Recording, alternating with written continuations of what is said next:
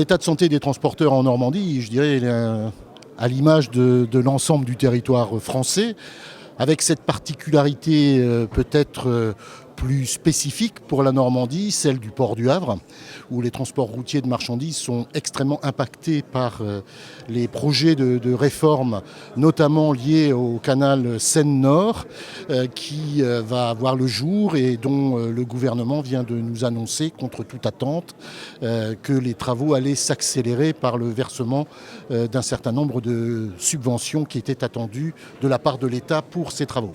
Et avec un Premier ministre ancien maire du Havre, c'est ça Alors, ça fait pas avancer les choses?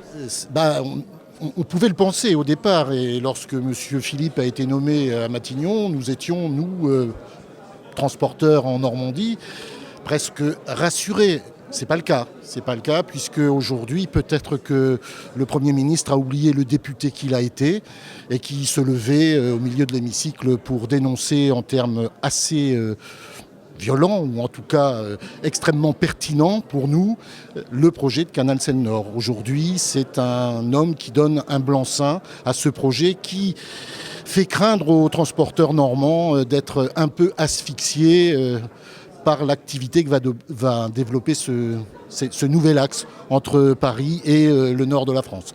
Ça va être l'occasion lors du comité interministériel à la logistique qui veut mettre en place au début de l'année prochaine de lui rappeler ces choses-là, non ? Complètement, c'est ce qu'on fera. Et on n'attendra peut-être pas la mise en place de ce comité interministériel pour le lui rappeler. Vous êtes assez en colère là-dessus ? Très en colère, oui, parce que on estime qu'il y a une sorte de parole publique qui a été trahie. Et les transporteurs routiers attendent qu'on leur rende des comptes sur ce plan-là. Ça veut dire qu'ils pourraient réagir avant les transporteurs ? Je crois, oui, qu'ils réagiront avant sur ce dossier. Sous forme d'action ?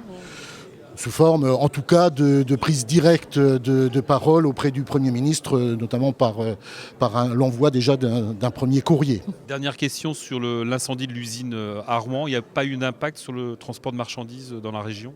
Bien sûr que si. Il y a de l'impact, alors peut-être pas au niveau de l'activité qui se fait peut-être pas sentir pour le moment, mais j'ai notamment beaucoup d'adhérents de transport frigorifique qui, au terme de leur activité, eh bien, sont impactés, notamment par l'intermédiaire des entrepôts frigorifiques et des suies qui se sont insérés dans les entrepôts eux-mêmes.